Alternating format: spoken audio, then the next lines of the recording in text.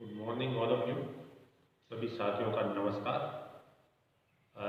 BA first year में हम आज बौद्ध दर्शन के बाद में न्याय दर्शन को पढ़ते हैं।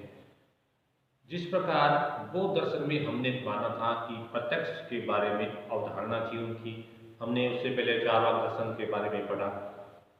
तो उसी प्रकार से हम न्याय दर्शन की ज्ञान मीमांसा को भी पढ़ सकते हैं कि न्याय दर्शन में ज्ञान के बारे में क्या बोला गया है। तो न्याय दर्शन के बारे में ज्ञान जो है उसको पहले डेफिनेशन दी गई है कि ज्ञान कहते किसे हैं, और फिर ज्ञान के आगे परमा और अपरमा के रूप में भेद बताया गया है, और ये बताया गया है कि परमा के प्रकार कितने हैं, अपरमा के प्रकार कितने हैं। तो सबसे पहले न्याय दर्शन की ज्ञान मीमांसा में हम देखते हैं कि ज्ञान का मतलब क्या है। एक स्पष्ट लाइन दी गई है कि वस्तुओं की अभिव्यक्ति को ज्ञान कहते हैं। जो चीज अभी तक अंधकार में है वो चीज जब प्रकाशमान हो जाए वो ज्ञान है। जिस प्रकार से कमरा बंद है, कमरे में अंधेरा है, लेकिन दीपक के प्रकाश से, दीपक की रोशनी से हमें कुछ दिखाई देने लगता है, कुछ अभिव्यक्त होने लगता है। जो चीज पहले अज्ञात होती है वो चीज बाद में किन्हीं कारणों से ज्ञात हो जाए वो ज्ञान है। जो चीज हमें पता नहीं थी, किन्हीं माध्यमों से, किन्हीं साधनों से वो चीज हमें पता चल जाए कि ये चीज वो है, तो ये ज्ञान है। तो वस्तुओं का प्रकाशमान होना ज्ञान है या वस्तुओं की अभिव्यक्ति ज्ञान है। अब ज्ञान को बताने के बाद में ये कहता है कि एक व्यक्ति है जिसको रस्सी का ज्ञान रस्सी के रूप में हो रहा है, रस्सी कोई सामने पड़ी है उसका ज्ञान उसे रस्सी के रूप में हो रहा है, और एक व्यक्ति ऐसा है जिसको रस्सी का ज्ञान सांप के रूप में हो रहा है। कहने का मतलब ये कि मान लीजिए कोई व्यक्ति है जिसको सामने रस्सी पड़ी है, उस रस्सी का ज्ञान रस्सी के रूप में हो रहा है। वह रस्सी को देख के कहता है कि यह रस्सी है। कमरे में अंधेरा है लेकिन वो रस्सी को देख के यह कहता है कि यह रस्सी है, और दूसरा व्यक्ति उसी रस्सी को देखते हुए यह कहता है कि यह रस्सी नहीं है, ये तो सांप है। क्योंकि सांप के समान आकार इस रस्सी का है, सांप काला है, रस्सी भी काली है, सांप में हलचल है और रस्सी में भी सिलवटे। तो ये रस्सी नहीं है बल्कि ये सांप है। पहला व्यक्ति रस्सी को देख के रस्सी बोल रहा है, तो दूसरा व्यक्ति रस्सी को देख के सांप बोल रहा है। तो यहां ज्ञान तो दोनों व्यक्तियों को हो रहा है, पहले व्यक्ति को भी ज्ञान हो रहा है तो दूसरे व्यक्ति को भी ज्ञान हो रहा है। लेकिन पहले वाले व्यक्ति को जो ज्ञान हो रहा है, जो रस्सी को रस्सी के रूप में बांध रहा है, वास्तव में वह रस्सी है, उस रस्सी को रस्सी के रूप में वो बांध रहा है, तो वो ज्ञान है, वो परमा ज्ञान है, वो सत्य ज्ञान है। लेकिन जिस व्यक्ति को रस्सी के स्थान पर सांप का ज्ञान हो रहा है वो ज्ञान अपरमा ज्ञान है। यानी वस्तु जिस रूप में है उसका उसी रूप में ज्ञान यदि हमें हो जाता है तो वो तो ज्ञान है, वो परमा है।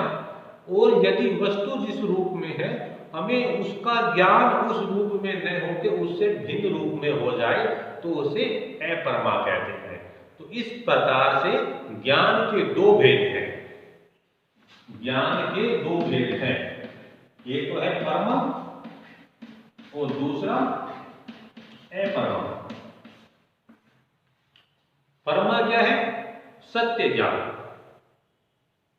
वस्तु का जिस रूप में वस्तु अनुभव में प्रतीत होती है, वस्तु जिस रूप में है उसका उसी रूप से अनुभव होना, वस्तु जैसे वास्तव में है उसका उसी रूप में प्रत्यक्ष होना, ये है परमा। और वस्तु जिस रूप में है उसका उसी रूप में ज्ञान न होकर उससे भिन्न रूप में ज्ञान होना अपरमा है।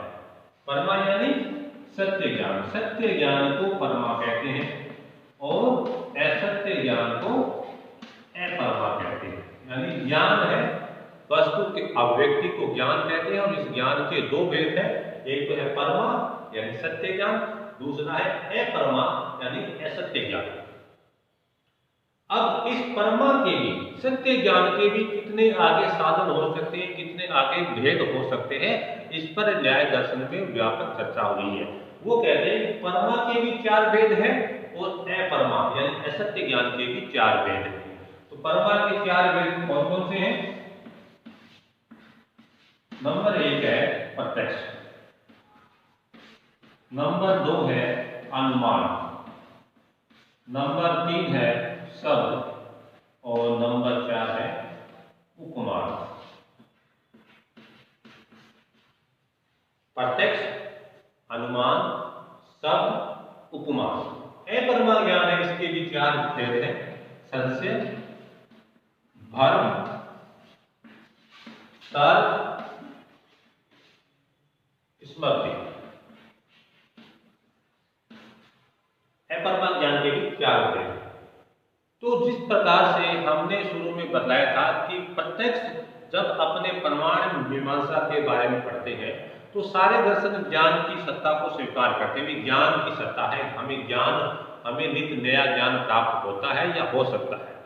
उसके बाद में वो ज्ञान के साधनों के बारे में बात करते हैं कि ये ज्ञान, जिस ज्ञान को हम सत्य मानते हैं, वो किन किन माध्यमों से हो सकता है, किन किन साधनों से हो सकता है, इसके बारे में दर्शनों में मतभेद है।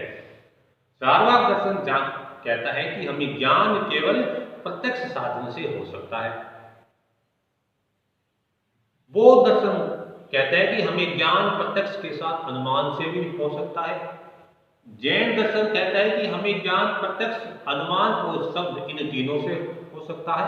और उससे भी आगे बढ़ते न्याय दर्शन कहता है कि ज्ञान प्राप्त करने के 4 साधन हो सकते हैं: प्रत्यक्ष, अनुमान, शब्द, उपमान। अब ये प्रत्यक्ष जो है, इसकी डेफिनेशन हर दर्शन में अलग अलग की गई है। जिस प्रकार से चार्वाक दर्शन ने माना था कि प्रत्यक्ष क्या है, सबसे पहले उसने कहा कि जो आंखों से हमें दिखाई देता है वो ही प्रत्यक्ष है। फिर उसने कहा कि नहीं, इंद्रियों के द्वारा जो हमें वस्तु दिखाई देती है वो प्रत्यक्ष है। कान से यदि हम शब्द को सुनते हैं, नाक से यदि हम गंध को महसूस करते हैं, तो वो भी प्रत्यक्ष है। बौद्ध दर्शन ने कहा कि प्रत्यक्ष जो है वो नहीं है जिसमें हम बुद्धि के द्वारा उसमें कल्पित धारणा जोड़ देते हैं। हम किसी वस्तु के बारे में कहते हैं कि ये वस्तु काली है, ये वस्तु लंबी है, इस वस्तु का ये नाम है।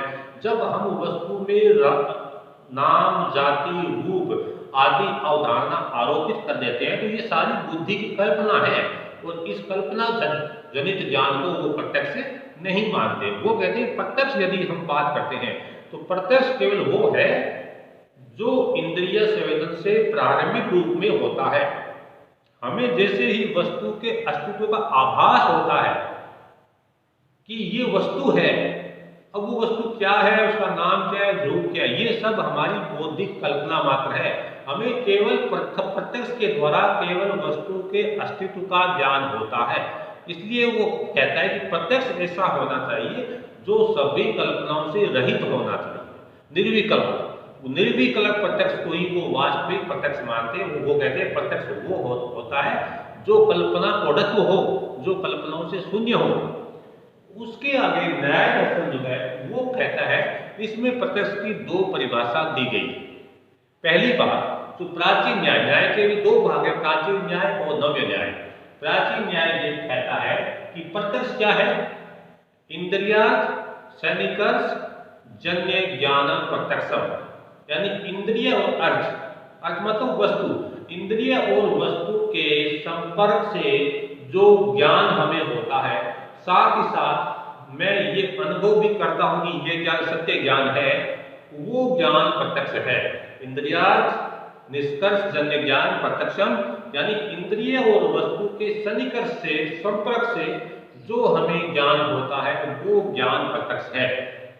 लेकिन नव्य न्याय जो है वो इस चीज को, इस परिभाषा को नहीं मानता। वो कहता है कि प्रत्यक्ष की परिभाषा है प्रत्यक्ष साक्षात कार्यतम लक्षणम, यानी प्रत्यक्ष वो है हमें किसी वस्तु के देखते ही उसके अस्तित्व का ज्ञान हो जाए।